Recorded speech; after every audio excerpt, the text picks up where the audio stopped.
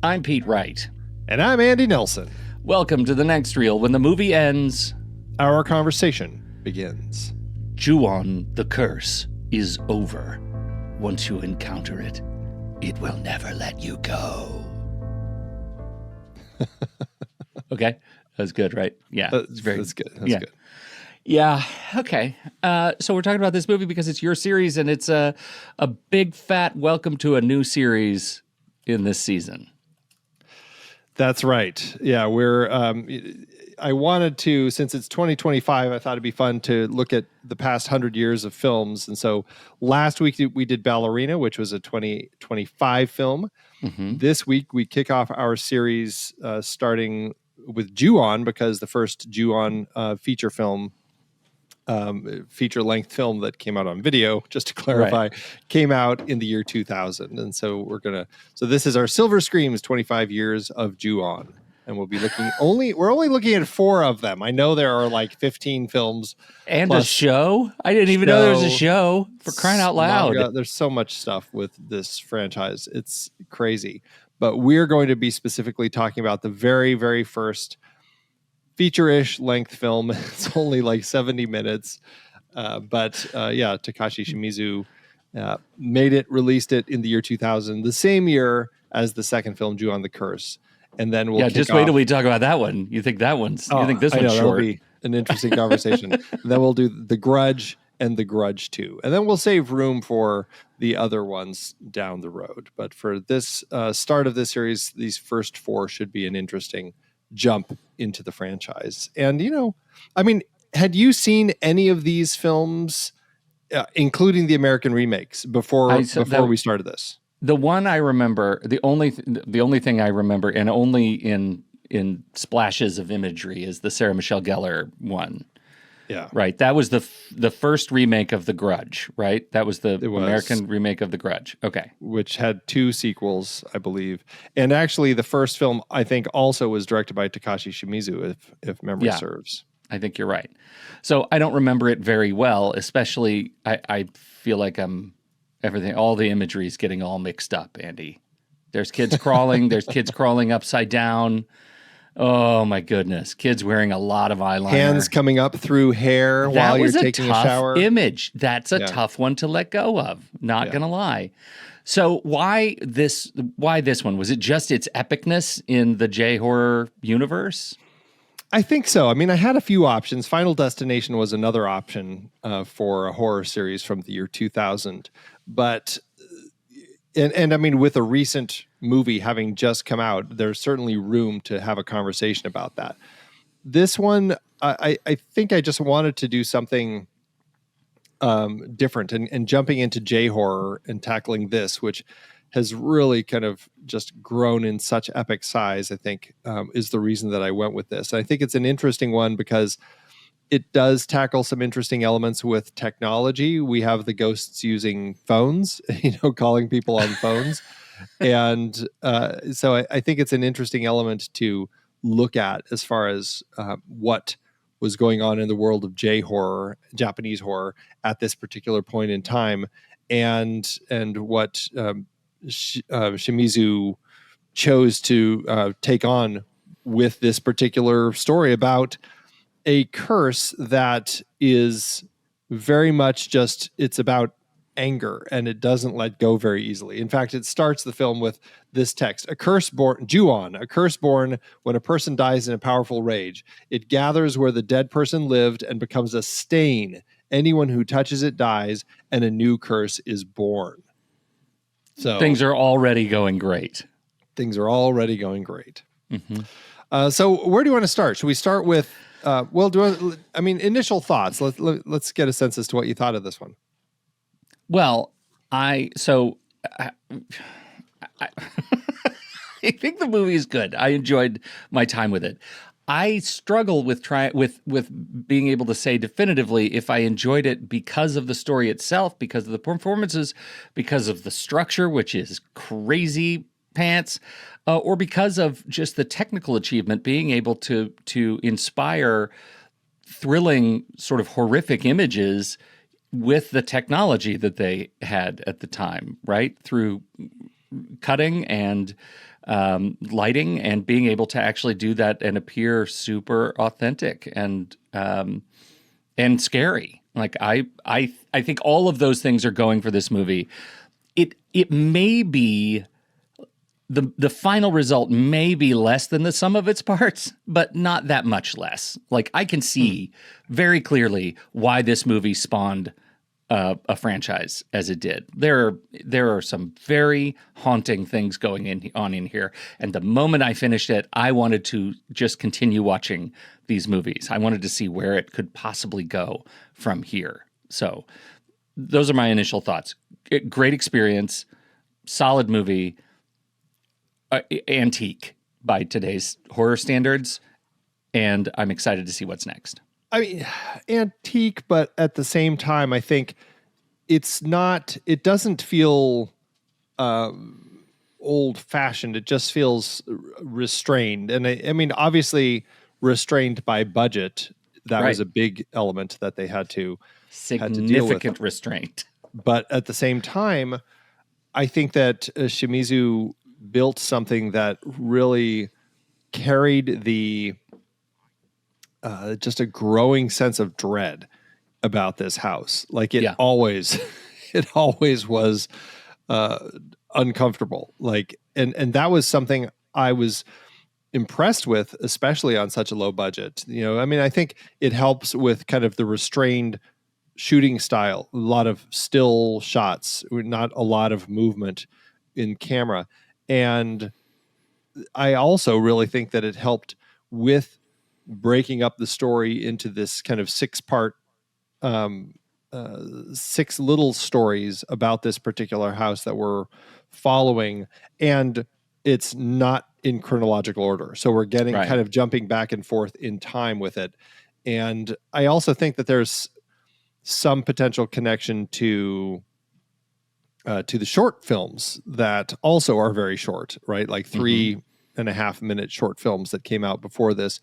2 years, 1998, there was Katasumi and 444444444, which is the phone number that the ghost calls from, which is the number 4 apparently is a very unlucky number in Asian cultures. And so the fact that it's calling from all fours should signal people don't answer that call, just let it ring. But I mean, there is something about a phone that just won't stop ringing that, I don't know, are we innately drawn to answer? Is that I think we are. I think that's a cultural impossibility to let the phone ring anymore.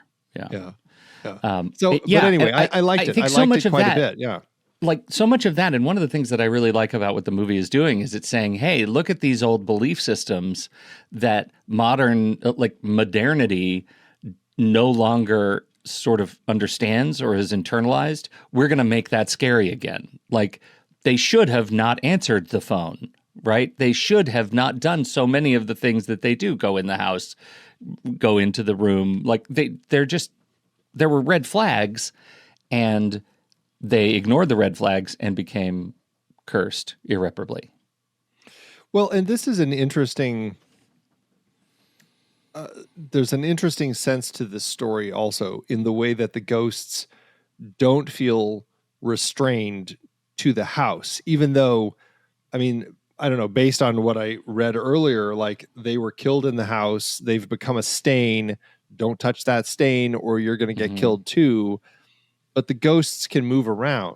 And one of our stories follows, I'm not sure if it was the girlfriend or just a friend, but Mizuho is, she shows up at school looking for her, I don't know, I'm not sure if it's her boyfriend or what, but she's looking for, I can't remember what his name was now. The brother. She's looking for the brother. Oh, right. Murakami. She's looking. No, that's their last name. What is the brother's name? Tsuyoshi. Tsuyoshi. Okay. She's looking for the brother Tsuyoshi at school because his bike is there. Right. She has tried to calling him and he's not answering. She sees his bike at school, and so she talks to one of his friends, and he's just like, I haven't seen him. I don't know where he is, but his bike's here, so he must be around. And then a teacher comes out ready to close the school. It's like, what are you doing here? She's like, oh, I'm looking for my friend. And and the teacher's like really irritated. Seems like, you're in trouble. Come to the office, and I'm going to look for him, and you're both busted now, is kind of the way that scene played. But then the teacher puts her in the classroom, and Mizuho is now hanging out in this classroom, presumably because we know that Tsuyoshi lives in the house where the ghosts are. We're assuming that he has been killed. I mean, we don't know what's happened to him. But now Toshio, the little boy ghost, attacks her, or like shows up, like pitter-pattering around the classroom, and shows up, and she's hiding under a desk, and she reaches up trying to get the phone that's ringing above, and of course it's his ankle, and we don't know what's going to happen to Mizuho, but we are sure it's not good. So obviously they're moving around also, right? Yeah, they show up anywhere, because once the curse grabs the person, it doesn't let go of the person. So wherever the person goes, that's the book of the vampire of this story. Right.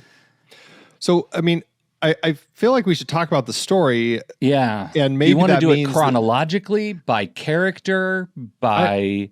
I'm thinking, let's do it chronologically, just so we can make sure we're making sense of the story. Oh, good luck. I think it's not that hard to figure out. Oh, my goodness. Okay. All right. Here we go. It starts with the school teacher. Yes, it starts with the school teacher who, yes, but even before the school teacher, we should just say, like, there's a backstory that we get bits and pieces of through all of this, and that backstory is that this school teacher had gone to school with Kayako, and she seemed to have an attachment to him, perhaps an unhealthy attachment to him, right? Mm-hmm. Like there is this sense. And he says to his pregnant wife, it's like, oh, because he's, I don't know. What do you what do you think of how teachers are meant to operate over in Japan as far as like going to do a home check on a child? Is that, I feel like American I think that would be frowned society, upon. Yeah, American society would never allow that. Yeah, no, I think there are many societies that have gone and done away with frontier-esque home checks done by teachers. Well, and granted, this was 25 years ago, so nobody did a home check on. Nobody did a home check on me when I was 25 years ago. I was out of school. I was not in elementary school anymore. Okay. Bad comparison. Let's go then to Takeo again. Takeo and Kayako. Yes. So Takeo, Seiki, and Kayako, his wife. Mm-hmm. So he is, and they have the son Toshio. Right. He is clearly a very jealous husband. Yes. And because of this crush that she has on Kobayashi, Takeo kills Kayako, Toshio, and the family cat. Right. And the family cat is left like in a sticky puddle under some cardboard in the backyard. Bad news. Just so bad news. Yeah, or maybe in the bathtub, because we also have a flash to that. Anyway, that's the beginning of this curse that we have here. We've got... Well, and then Takeo dies. And the implication is that he dies because of the curse that he unleashed. He dies later in the story, though. Right. Like that's much later. Because right now we know that he's not only angry at Kayako and so takes it on his entire family, but he also blames a lot of this on Kobayashi, who also happens to be Toshio's teacher. So there's this, he sees this as this love triangle and he wants revenge on everybody, even though Kayako is obsessed, but Kobayashi has no clue about any of Right. this. He has his own pregnant wife at home. She's about to deliver, and he has never thought about Kayako apparently in that way. And now that he realizes he has to do a home check because Toshio is not showing up at school, he has a very uneasy feeling about the process of having to actually go and talk to Kayako. Like, that's how the whole thing plays, right? Yes, for sure. Awkward potential love triangle. Weird. Yeah. And then he gets to the house. Now the house, because of the curse, the house is cursed. I think at this point we understand, because of the opening text, that anyone who enters the house is going to be doomed. Yeah, I was a little unsure of that because I wasn't sure what the implication was by anyone who touches the stain. Like, what actually is entailed to touch the stain? Is it entering the house, or is it like physical contact with one of the ghosts? What is that actual, like, when is it decided that you are now bound to be destroyed by this curse? Okay, that is a great question because of some characters who do come into the house and we presumably are okay, I think. Yes. At the end. I think so. And so that is a great question because at the beginning, my assumption was you go in the house, you're doomed. That's not actually how it plays out, but mostly it's not. Well, I'm curious because we'll talk about this as we get to these other families that, progressively appear in the story and move into the house, and then leading into the next film. Because I haven't seen it, but you have. But there is, we end on, I suppose you could say, it's not exactly a cliffhanger, but there's a moment that we have at the end of this film that I guess gets resolved pretty early on in the next film. Early is doing a lot of work. Early in the new material. Okay.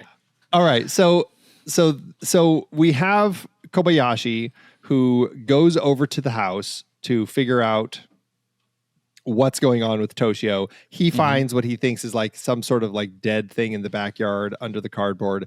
And he hears it, and he's hearing a cat meowing. And then he goes around the corner of the house and he sees Toshio hanging out in the bathroom with his arms like hanging out the window. And he goes to talk to Toshio, and it seems like Toshio passes out or something. And he's like, he doesn't answer as far as, are your parents home? Or I think he might say at that point that they're both out. And so because the kid passes out, Kobayashi runs around and enters the house and is like, hello, I'm coming in. Nobody seems to be here. So he goes and he helps the kid and he puts him on the couch, and he's trying to get him to, like, he's showing him drawings that he's done at school, and he's trying to figure out what's going on with his parents, and he's going to wait. And so he calls his wife to let her know, I've got to hang out here and wait for these parents who just aren't here. And he's hanging out for a while. And that's kind of, that's the bulk of the start of his story, and until later in the evening, right? Right. Where things get dark for him. How does, so far, I mean, is the story playing well? Like the way that the story's unfolding? Are you? Yeah, but in hindsight, because, there is that discomfort of realizing this is happening out of order, that things are happening out of order. And so it takes a little bit sort of narratively to figure that out, to figure out what's going on. I don't think I had figured it out yet, what was going on at this point. Yeah. I don't think I was meant to. Well, and this is the first story, so we are kind of at least starting with something that makes sense for where things are going. We just haven't had as much of the backstory as we've already kind of walked discussed. Through. Right, right. And so as he's kind of waiting, I don't know, I can't remember. He hears something upstairs. He goes up to look around, and that's when he finds the room, or downstairs, he sees a ripped up photo, and he puts it together, and it's the family photo, but the wife's face is missing. Right. And so he ends up upstairs, and he's looking around in a room, and he finds all these torn out faces of the wife laying on a thing from all of the different family pictures. And then he finds the journal, which is her journal, and describing her essential like fascination and obsession with him, which freaks him out. And that's what sets him off. Like, I have to get out of here. Oh no. And then he looks up into the attic and he hears a noise and he sees a dead body up there. And he's like, I got to get this kid and get out of here. He goes downstairs and Toshio's gone. And that's when, is that when the phone rings? Because the body in the attic is who? Well, the body in the that's a good question. I think the body in the attic that he sees, I think that was actually Kayako. Okay. I don't think, because later it's the Murakami family who have moved in, right. And the daughter ends up getting killed in the attic. But I don't think, unless he's seeing the future ghost of her, I think it's just Kayako. I think it's Kayako, but we know that Takeo killed Kayako and Toshio and the cat at the same time. So Toshio is already a ghost. Toshio is a ghost already, correct. Got it. And so he's in the house with a bunch of ghosts, and he is now bound to the curse. So he tries to get out of the house when he sees the body. And this is a question, like because he picks up Toshio after he passes out and takes him into the living room. So I'm like, he touches him. Okay, so I'm like, okay, so then he's screwed because he's made contact with one of the ghosts. Completely hosed. Right. Yeah. Okay. And the phone rings, and it is actually Takeo who is calling to tell him basically like, hey, guess what, loser? Yeah. Your wife's had your baby. It's a girl. And we see it's horrifying. We see the bloody fetus like on the phone booth he is in is covered in blood. This man has lost his mind. Incredibly bloody phone booth. He's got the fetus and he puts it in a bag. And after he calls, it's like, yeah, you had your baby. And basically, like, this is how destructive this man has become. Like, he is so full of rage that he's killed his family, and now he's basically destroyed Kobayashi's as well. And then as he walks down the street, he's got this fetus in the bag, and he's just smacking it into the ground and into the wall. I mean, it's absolutely horrifying. By the way, and Manami we are is completely dead. spoiling this movie. If you good you note. should know This is good timing by now. Yeah. If you're tuning in to this show for the very first time, just be aware. Yeah, we're gonna. Yeah. Okay. So Manami is dead too. Manami is Kobayashi's wife. Yeah, and she's gone, and the baby's gone. And then Takeo, as he's walking down the street, he gets attacked by a garbage bag, and it turns out Kayako has appeared in there to come and get him. Right. Yeah. So now he's gone. And she attacks the school teacher. He's getting this phone call, and then she after he's seen her in the attic, she comes crawling down the stairs, doing that kind of creepy stair walk that she does, and that's the end of him. So that's the end of this first part of our story, which we've covered like the Toshio section of it, and I can't remember the other section of that. I think is in the actual Kayako section. Like it's the first and last sections of our story, right? Because the Kayako is. Now we're getting into the real estate magnate part, the real estate agents, Tatsuya and Kyoko. Yeah, because right, exactly.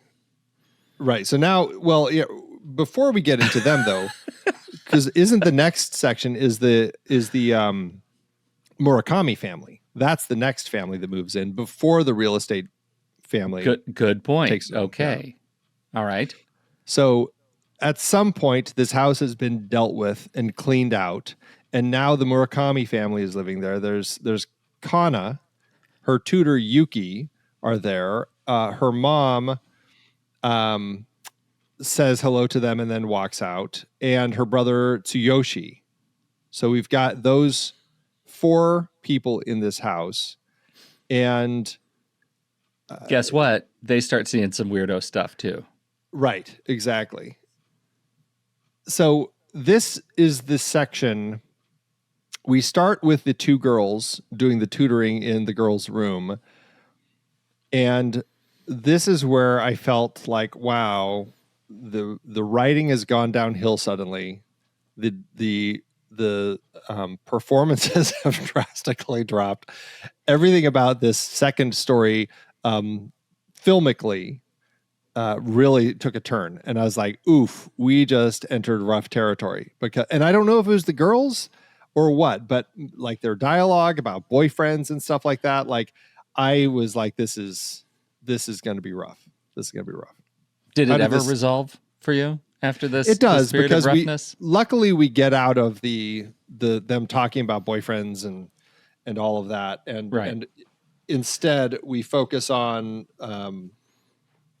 I think the detective angle is actually pretty good. Well, we don't have the detective angle with their story. No, I I was just just mean wondering with like their once story. with their story. Yeah, I could take it or leave it. Their story. You're right. Like I didn't Once, find a whole lot there. well, because the tutor remembers that she has to go to school to feed the school rabbits. Like she looks at the time and realizes, oh crap, I got to get out of here. Now, and was that the same actor? That was Yuki, and it was Hitomi Miwa. Was that the same actor in the short The film? short film. Yeah, was that? I don't know. I got to check real quick. That was Katasumi. Hitomi Miwa was in the movie. In Katasumi, it's not. It's Ayako Omura, Kana Kashima, and Takako Fuji. Oh, Takako Fuji is in it as Kayako Seiki. Yeah, she's Kayako. She comes in as right. Kayako at the end. But Got the it. two girls are different. So I don't know. She has this moment where it's like she looks at the time and suddenly runs out. And it's like, okay, are we... the way that happened was so strange, because we don't get a cutaway to the clock or anything. Like she looks up, like, which something that happens in this film. People look up and there's something on the ceiling. So much looking up. And she looks up and she has this look on her face like, oh crap, there's a ghost up there. But then she's just like, I forgot I have to go to the school and feed the rabbits. So I was like, oh, okay, off you go then. Is she the one who is it her dead body that we find later? Or is it's not the girls? So. Okay. It's not the girls from the short film. No, I don't believe that's true. Because that's essentially the same story in the short film. Like you've got two girls who are late to feed the rabbits at school. Yes. They run over there to do so, and then Kayako shows up and kills them. One of them has to step away. The other one gets Kayako'd, and when the first girl comes back, that they're both the girls, Kayako and the girl, are there to Kayako her, and now everybody's Kayako'd. They're all Kayako'd, exactly. Mm-hmm. So, but in this case, there is a moment here, right? When she is searching through the attic, right? This is Yuki is searching up to the attic and lights the lighter. It's not Yuki who's searching the attic, right? Yuki is her tutor. How does Yuki die then? Yuki is the one who leaves to go feed the rabbit. And so she's the body that they're talking about at the morgue. Kana is the one who pokes her head up into the attic. Okay. Okay. Kana's looking in the attic, sees Kayako's face when she lights the lighter, and gets pulled up into the attic, right? Yeah. And it's very confusing because this chapter is called Yuki. Yes. That is very confusing. And then Tsusoyushi leaves the house after she's taken up into the attic. That moment is really is great and frightening. And I think any time in these movies when you have somebody lighting an isolated light source in front of haunted ghost face, it's worth a scare. And it's like points are on the board. These are great jumps for me. So, well, that's good moments. I think why overall this section was a little more frustrating for me, because the acting between the two women, I don't know if it was the acting. I don't know if I can fairly blame it on them, because I felt that the written dialogue was just rough. It was just rough dialogue that they had to say. And so, but once we got through that, and once Yuki has that weird moment where she looks up at the clock and runs out of the house really quick, then we get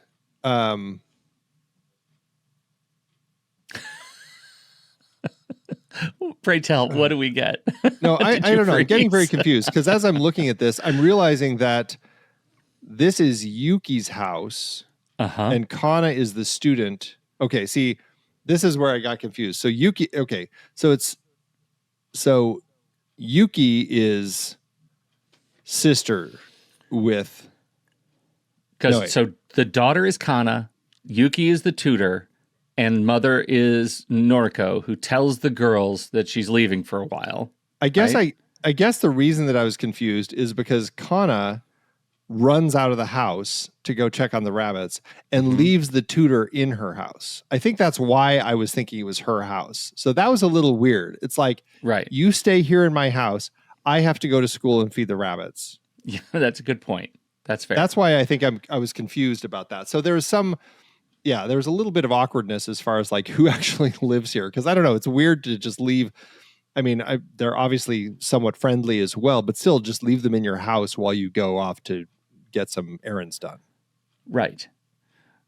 And so does that settle it? Does that settle why Kana is gone and Yuki is searching for the phantom noise alone? Culturally, we don't leave tutors alone in our homes, but they do. I guess it's odd. And we know that she doesn't like cats. Like the first thing we see when she's sitting down to do her tutoring is she turns all the little statues of the cats away so they're not looking at her, right? Right. And especially because that's like the last thing the mother says, right? Is mother's leaving and says, "Hey, there's a cat on the prowl. Take care of the rabbits." Well, even the mom, as she's walking out the front, like she pauses when she hears that meow. Yeah. Almost as if she's going to investigate, but there's like, I'll deal with it later. Yeah. Right. So, right. So Yuki. That's another thing that's hard to. What are they afraid of with the cats? Is it just because they have rabbits? Well, they don't have rabbits. The rabbits are at the school. I don't know. Maybe it's just because Yuki is afraid of cats and she's just trying to be conscientious. Maybe, or maybe it's just because you don't want. I don't know. It is weird. Like if there's a cat howling outside my house, unless they're fighting, I really don't bother with it. I don't worry too much. You break if I hear up a cat fights, fight, though, I'll try to separate them. Okay, that's good. I just learned something about you. I don't physically do it. I like, seems like you make noises and scare them. I don't like pull them apart and have a little chat with them about being nice to each other. And then you scream at them, "We don't talk about Fight Club." All right. So it's Yuki, the tutor, who's left alone in their house for whatever reason. She's afraid of cats. Kana, the daughter who lives there, is gone. Yeah, she's like, looks at the clock and I'm out of here. And so Yuki, who else is there? Is Tsuyoshi and his girlfriend Mizuho? No, Tsuyoshi left. Remember, he was like, oh no, wait. Okay, he is there. You're right. Because she embarrasses him about the girlfriend. Yeah. And okay, so that's right. Because he's there. She is in the room and she goes out of the room because something scary happens. And when she goes into the hallway, suddenly it's like night in the hallway. Yeah, spooky. Yeah, that was great. And then she sees that cat coming up the hallway and she's like, what the hell? She goes into the room and the cat kind of chases her. It's playing with her headphone cord that's dangling down from her neck. And it decides the best thing I can do is I'm going to climb up into the upper levels of the closet to get away from the cat. And of course, as you do, here's something above her, and it's of course Kayako who takes her and kills her. Right. So that's the end of Yuki, and now her body is and as you said, she's the one who brings the lighter up and lights it, and Kayako is like literally right in front of her. Which I mean, moments like this are great. Like this is what I think Shimizu does so well with the way that he crafts these stories. Is it makes for incredibly creepy moments, and it just builds a great sense of dread throughout these stories. Even if I struggle with the characters, moments like this make it shine. Yeah, for sure. For sure. That's why, like, you're so right. Like, this kind of anodyne opening to this segment is forgettable, but boy, the end is just not. And that leads us to, we should talk about Mizuho now, that school. Yeah, we kind of already did, but yeah, she's at the school waiting for Tsuyoshi, who supposedly is there because his bike is there. But I was trying, because we do see him leave the house. Because this happens, this is legitimately after the first part. This isn't playing with time here. This just, we go to Mizuho now later, who is at school. Or is this earlier? I think this is later, because we see Tsuyoshi at home after Yuki has been kind of taken up into the rafters. He comes out of his room. Everything is daylight again, and he doesn't hear anything, so he just leaves. And so we see him leave the house, but he never makes it to school, but somehow his bicycle does. Or he makes it to school and is taken at school. I'm not exactly sure. Right. Or did he leave school without his bicycle? Was that something that we didn't see? We never see anything. We just see him leave the house, and and suddenly, and this is why it's like, I don't think we ever find out what happened to him. Do we? We don't. All we know is that he has disappeared, and Mizuho is looking for him at school, and she gets taken by Toshio. Right. This is after she picks up the phone and it was the cat calling her. Right. It Brilliant. Was the 444 number. Meow. Yeah. Right. And then she looks down and it's Toshio, and he looks haunting it as ever. Yeah. It's always creepy, especially there's a shot earlier of Kobayashi when he's on the phone. No, he's looking out the window when he has Toshio sitting on the couch behind him, and he's hearing that cat. He looks out the window to see, like, where's this cat out here? And we get this great shot of him facing out as he looks around, and we have Toshio out of focus in the background, but we can see his mouth moving, and that's when we realize he's the one making the meowing sounds. Yeah. Haunting. Creepy. Very creepy. Haunting, the way that in-camera play with depth of field that is super scary. Yeah. Really innovative. Yeah. It's great. And underappreciated by my, like, things that he was capable of generating in this movie so simply. It's very, very effective. Really, really great. Yeah. So Mizuho gets taken at school, and now we go into the story of Kana, and this is the detectives. We start this with our detectives, who Yoshikawa and Kamio, and they're looking at this mutilated body of a high schooler. This is a different girl. This is Hisayo Hoshida, who is killed. One of two students scheduled to feed the rabbits. The other one had to have been Kana, because of what happens to her when she comes home. Like that, it all. Okay. So, right, the body is found at school, dismembered, with dead rabbits and a jaw nearby. A human jaw. Now, I thought they said in her. Regardless. Okay, I didn't catch that. There was a jaw. Yeah. We then, we don't find the body to whom the jaw belongs. No, her body is so horribly mutilated. They're like, there's no way that this could have just happened. Right. But it couldn't be suicide. We don't know what would have done this.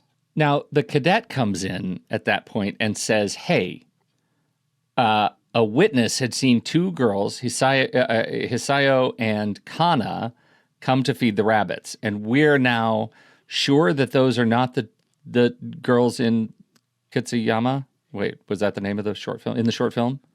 Katasumi, right? Katasumi. It is Hisayo and Kana. So You're that's right. the story that we pick up. It's just here. different actresses. Okay, This is the investigation of the death of the girls behind the school that we saw in the short film. Correct. And great. Kana is the one who is the last mutilated girl.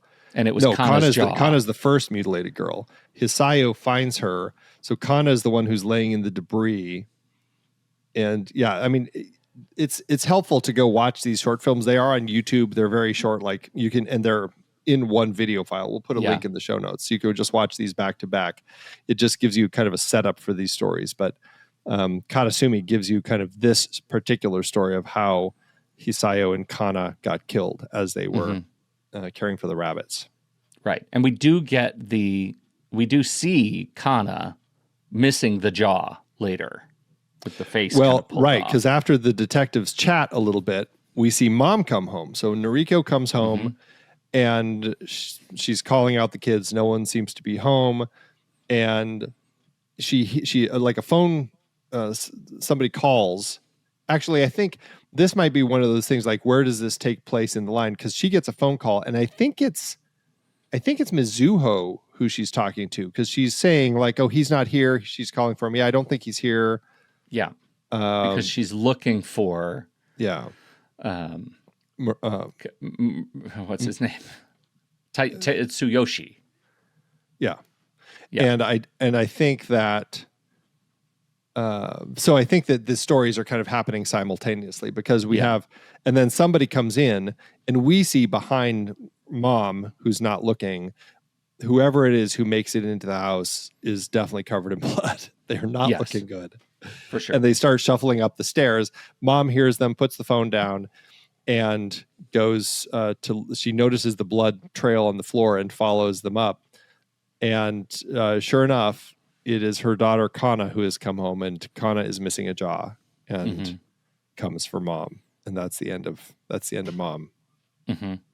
Yeah. Okay.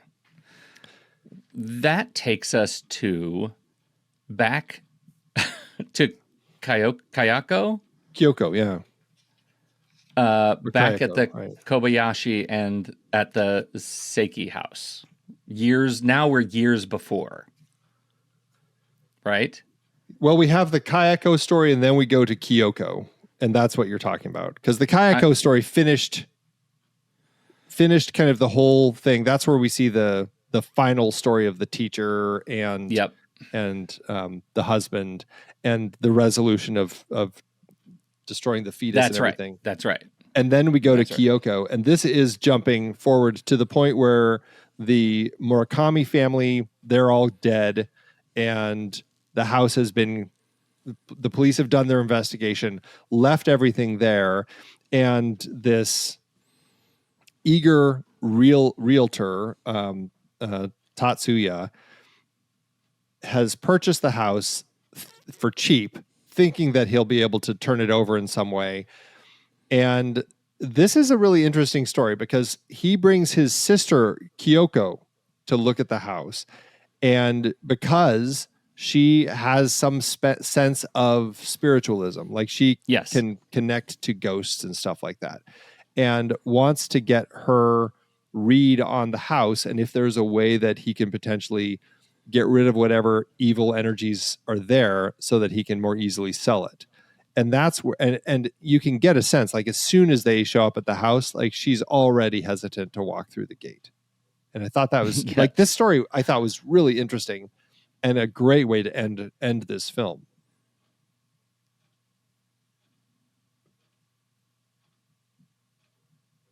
Yes. Hello. Did I lose you? You froze. Oh. Hi. A great way to end, you said. A great way to end this film. I don't know. I find it interesting to kind of take it on in this way, where we have now somebody who has a connection to the spirits, but we're also getting a sense of, is it only people who can sense the spirits who are going to run into this issue? Because of this whole Saki thing that is worth talking about. Well, the Saki thing is worth talking about for sure, because she sets up a new rule that he does not follow, right? And the rule is, if these people, give them some of the sake, if these people drink it, the potential buyers, if they drink it and what was the rule? If they like it, then they shouldn't buy the house? If they like it, they're fine. Oh, if they like it, they're fine. If they are repulsed by it, then they shouldn't buy the house. Yeah, because particularly it was like a refined sake is what she said. For whatever reason, that's the ghost measuring method. So what we get, so he screws that up. He doesn't. He Did he, doesn't though? understand. I think he didn't understand it, right? Because he let them buy the house, even though he said that they didn't like it. No, he said they liked it. They loved it. In fact, Is that what he said? yeah. Oh God, this cockamamie movie is all over the place. Okay.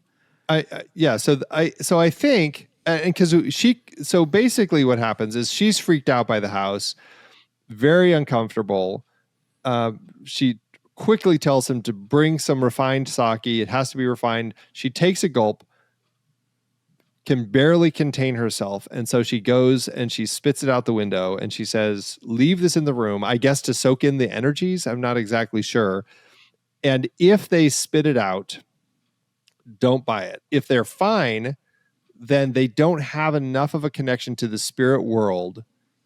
So they'll be fine in the house. And I guess that's what I really wasn't quite sure to take away, because I don't know, were we meant to think that everybody in the Murakami family has some sense of this connection to the spiritual world? Same with Mizuho, all the way over at school.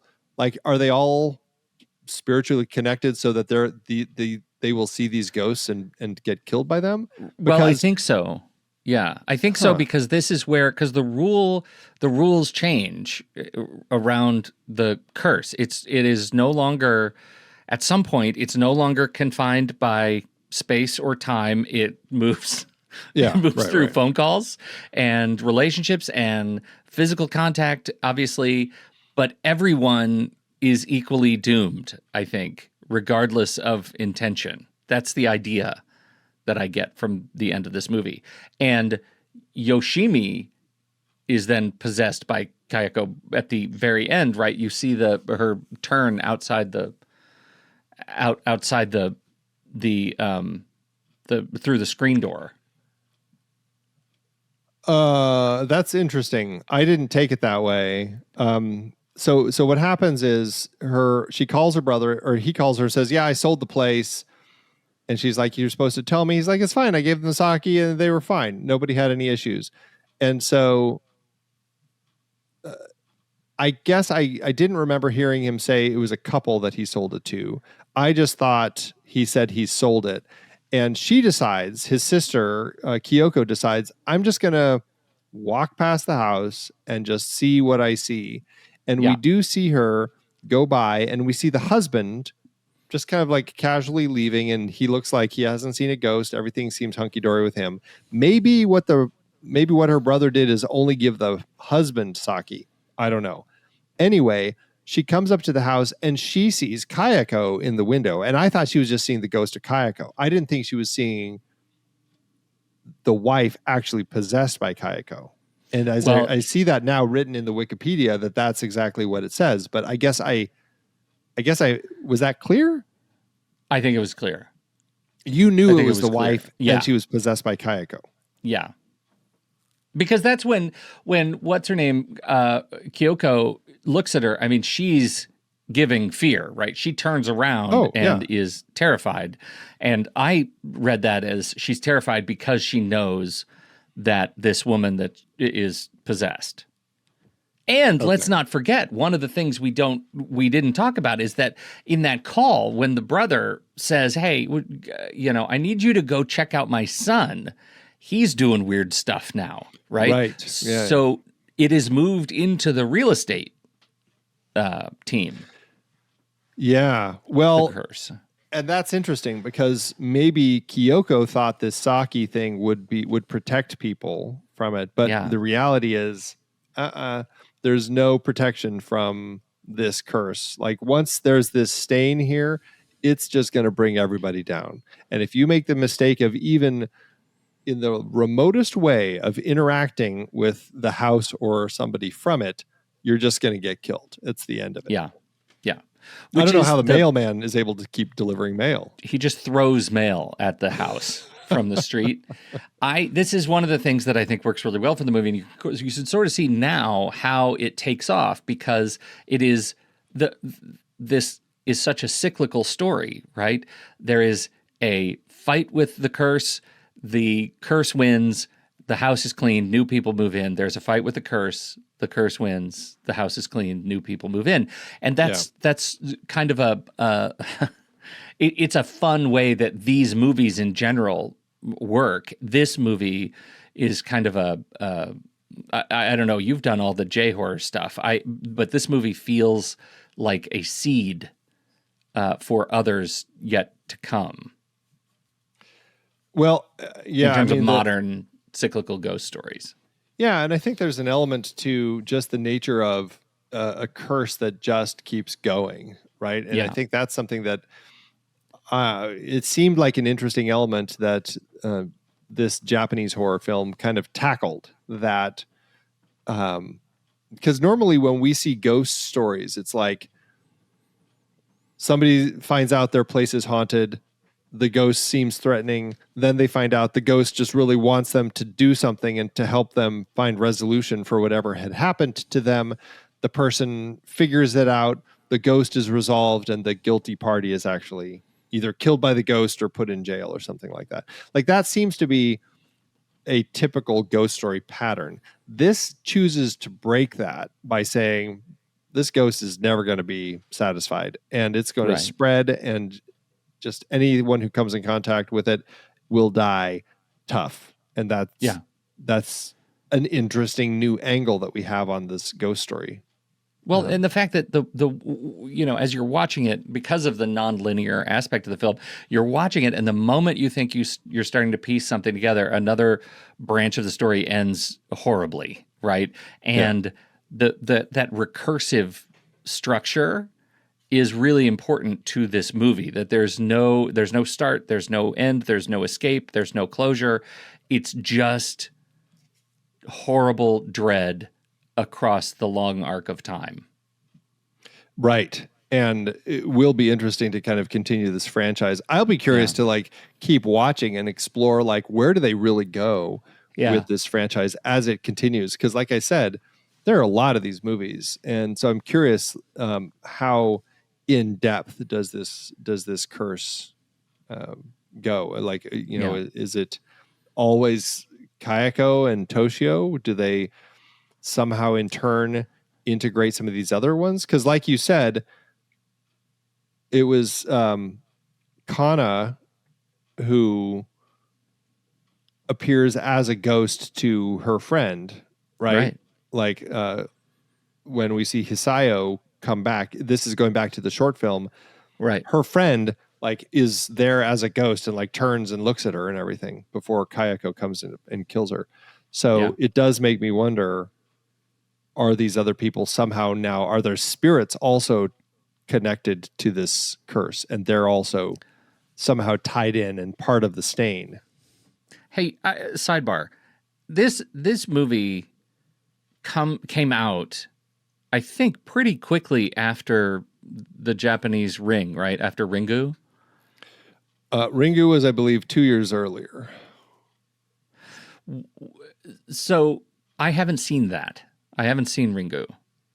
Oh, okay. Is there a when you look at the structure of that film, is there anything that this film sort of apes from that? No, not really. No. It's a very different type of story. And actually that one's based on a novel series. So that one came from a novel. But I suppose in some way there is some element of that. There is a recursive element in it where, in order to not get killed by the ghost in the ring, you have to make a copy of this videotape and show it to somebody else. And then you've passed it on to them, and you've saved yourself. So there is this way to kind of keep her from coming for you. There's the cyclical, at least based sort on of the first one. I haven't kind of continued that franchise either. It's that cyclical fatalism. Yeah. Right. That is our big overriding lesson, is that these movies are cyclically fatalistic. And you definitely start seeing that influence on films like It Follows, which is a US film about something similar. And in order to not get killed by it, you had to have sex with somebody. and then it's coming after that person. The only difference with that one is like you can keep like people can keep having sex to keep it from coming for them, but eventually once it kills that person, it still will then work down the line, back up the line, eventually back to you. Like you can't ever escape it as long, except for the fact that people just keep having to have sex. Right. So it's a story of STDs. It's the mythology behind the STDs. real monster in the movie. Yeah, that's right. Right. Is the clap. Oh, okay. All right. Well, this has been. I said good luck with that at the beginning, and you said I think this is going to be easy, and we just spent 40 minutes trying to pull this movie apart. I feel vindicated. I think that it's a pretty straightforward story. It's like 3 sections. It's just demonstrated it's not. No, I demonstrated it is. We just walked through it. It took the fact that it took 40 minutes shouldn't make it sound like it was hard. I could have done it in, if this show was a 10-minute show, I could have done it in 10 minutes. Do you think? If I was here, do you think you could have done that? I don't think so. I think that would not have happened. I think so. I think the movie is good, and I think it's worth watching, especially from this perspective of like the history of modern fatalistic horror movies. I think it's fascinating, and I'm really looking forward to talking about next week's movie, which I feel like maybe a bit of a lull before we get to The Grudge. I'm excited about that.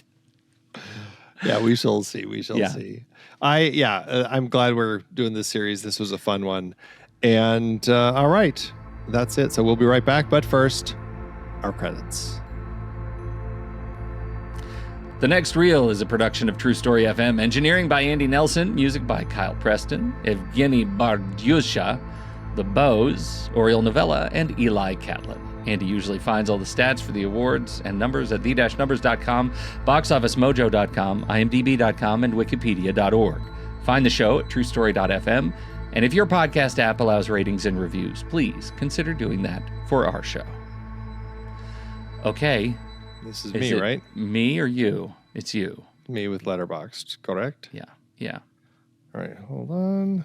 Here we go. In a world ravaged by the Y2K bug, where technology has collapsed and society has crumbled, the very idea of a platform like Letterboxd feels like a distant dream. Imagine for a moment the despair of navigating the chaotic landscape of cinema without a reliable way to track your films, create lists, and connect with fellow movie lovers. But even in this bleak alternate reality, there is still hope. Because if Letterboxd had somehow survived the Y2K apocalypse, it would have become a beacon of light amidst the darkness. A place where film enthusiasts could come together to celebrate their passion, to find solace in the power of storytelling, and to escape the horrors of a world gone mad. And if you were one of the lucky few to have discovered Letterboxd in this dystopian nightmare, you would have had the opportunity to upgrade to a Pro or Patron membership. With a Pro membership, you could have enjoyed an ad-free experience, personalized stats pages, and the ability to filter your activity feed. As a patron, you would have had even more exclusive features, like the ability to select your own poster and backdrop images for the films, and the chance to see your name in lights on the patrons page. But perhaps most exciting of all, as a listener of The Next Reel, you would have been able to take advantage of a special 20% discount on your Letterboxd membership by visiting thenextreel.com/letterbox or using the code NEXTREEL when signing up. You could have unlocked a world of cinematic wonders and joined a vibrant community of film lovers, all while saving a little cash in a world where every penny counts. Alas, in this Y2K ravaged reality, such dreams are but a cruel reminder of what might have been. We are left to navigate the world of film on our own, armed with nothing more than our love of the movies and a desperate hope that somewhere, somehow, there are others out there who feel the same way. But even in the darkest of times, the love of cinema endures. It is the flickering light that guides us through the chaos, the spark that ignites our passion and drives us forward. And so we must hold on to that love with every fiber of our being, knowing that someday, somehow, we will find our way back to the films that give our lives meaning and purpose. Until then, we can only dream of the Letterboxd that never was, and the incredible community of film lovers that would have made it their home. But even in our dreams, we hold on to the hope that one day we will find our way back to the movies and to each other. I just have this image of like Children of Men, and it's like there's only one person who could ever log into Letterboxd again. The rest of the planet is just bereft that there's one person who can rank movies and write reviews. Everyone else just has to vicariously live through that one person. Yes. Yeah. Yes. Okay. Okay. Sequels and remakes. Oh, my goodness. Deep waters ahead. Yeah, we are in it for sure. I mean, we've got, there's the two short films that we already mentioned, Katsumi and 10 Fours in a Row. Those both came out in 1998. They were created by Shimizu. He was actually studying under Kiyoshi Kurosawa, who we talked about when we talked about Pulse, another J-horror films. And he was brought on to do this. It was part of a show that was doing some like short films and everything. And so he was brought on to make those two short films. And then from that was able to start making these feature films. And these first two are straight to video. And so they definitely look at, and Ju-on the Curse 2, both came out in the year 2000. Then we get into the Grudge films. Then we get into the American remakes. Then we have Black Ghost, White Ghost. We have Ju-on the Beginning of the End, Ju-on the Final Curse, Sadako versus Kayako. That's the Ring that's like Freddy versus Jason with these ghosts. And then we have the reboot, The Grudge, in 2020, which I have heard nothing good from. We also have another short film called Tales from the Grudge in 2006, and the TV series, also 2020, Ju-on Origins. There was a video game in 2009, and there's even a pachinko machine, Pete. So, not to mention all the novels, comics, Kayako? graphic novels. Yeah, it is a massive franchise. So. Having only seen that one Grudge movie. This is quite a playground. I do think I'm going to keep crawling through these movies too. I am now. You'll crawl through like Kayako down the stairs, upside down and backwards. Yes. You mentioned when we started this, the Final Destination series, and there is something. I've started that again because I had only seen the first one, and I'm thinking about it for Sister Show Sitting in the Dark as one of my contributions. Shh, don't tell the guys. But it has a weird sort of cyclical fatalism too, right? It's that same sort of thing. Like you can do whatever you want. You can try, but you can't defeat the plans of death. Right. Which is a really interesting take. So I'm loving the series so far. Only seen these couple of movies, but I'm in it. Yeah, you got me. It's going to be a fun one to kind of keep plowing through. And, like a lot of these massive franchises, I've heard that there are some serious valleys, but there are some peaks that we will enjoy. So, yeah. All right. Well, that's our sequels and remakes. How did it do at the box office? Do you have a shortcut into the world of J-horror on direct to video release? Yeah, tapes? that's a real trick. This is one of those incredibly frustrating films because no one puts these sorts of numbers out there. This is an example of, as you said, kind of the direct to video, aka Japanese V cinema. So I guess it's no surprise.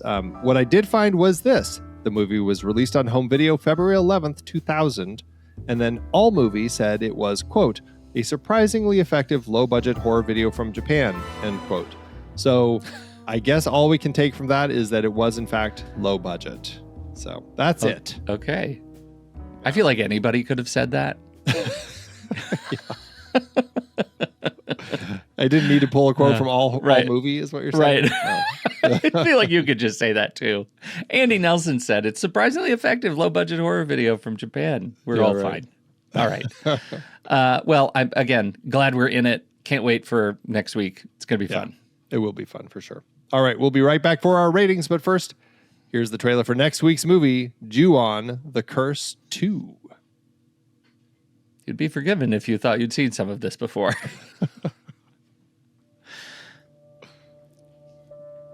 Have you ever wondered what happens to the episodes that don't quite end when the credits roll? Sometimes it's what you don't hear, the stories left unfinished, the voices that linger, the scenes that stay with you long after you've turned out the lights. The Next Reel family of film podcasts is a bit like that. For just $5 a month or $55 for the whole year, you can unlock the kind of experience most listeners only sense in passing. A personal podcast feed just for you, ad-free, extended editions, bonus content, the secret chapters that keep whispering when everyone else has moved on. Maybe it's a little selfish, maybe it's a little dangerous, but once you enter, you'll never go back.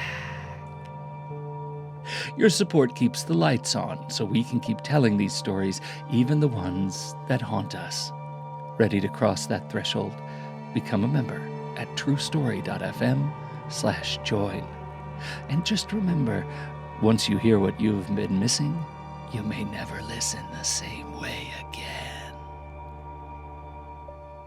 All right, ASMR, crank up that gain. I know. So creepy. All right.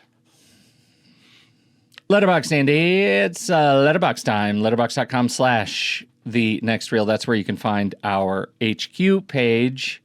And this is where we apply our hearts and stars, stars and hearts. I'm very excited to see what you're going to do here. I really enjoyed this. I mean, it's simply done, but effectively done. And I think that's what I really took from this for the most part, is that Takashi Shimizu really has a handle on the tone. Even if I struggle with some moments of the dialogue, the tone through this just allowed for these quiet moments in a house to suddenly just be filled with some haunting dread. So I had a great time with this. It is still kind of low budget rough, but I just think this is a great start to it. I'm kind of torn between 3.5 and 4. I feel like I'm leaning toward, I think I'm going to say 3.5, but it could easily be a 4-star as well. I am going to say, just because of where we are in the series, I'm going to be a little bit more conservative than you. I'm going to give it 3 stars. I enjoyed it, but I want to leave some room for non-direct-to-video improvements that Sure. I'm excited to see, especially now that I know the story of, Toshio and Kayako and Yeah, the backstory. I'm excited to see what's next. So let's see. I'm optimistic. 3 and a heart. All right. Well, that averages out to 3.25 and a heart, which rounds up to 3.5 over at our account at Letterboxd, which you can find there at The Next Reel. You can find me there at Soda Creek Film, and you can find Pete there at Pete Wright. So, what did you think about Ju-on the Curse? We would love to hear your thoughts. Hop into the Show Talk channel over in our Discord community, where we will be talking about the movie this week. When the movie ends, our conversation begins.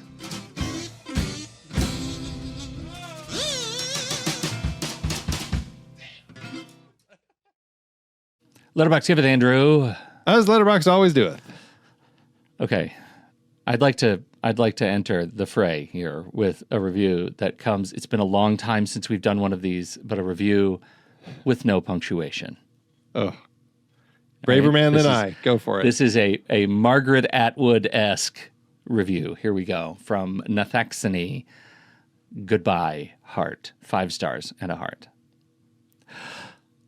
A grudge like LOL, a hole where a tooth should be. You worry with your tongue until the hole widens a little, then a little more, then a little more. And should you be worried, should you call a doctor, at least a triage line on the phone? You would do that, except the only number your phone would call is 12 fours in a row like this. 4444444444444. Do you think it means something? Your eyes roll back farther and farther in, but you can somehow still see the room as if you are above of your own body, like up in the corner, crouched kitty corner, to reality, like a spider kitty, your stringy, messy hair, like kitty toys hanging down for lonely or for to play, or kill deer, kill deer, kill deer, dragged away from the nest into the nest, a corrupted file, bad gateway, for a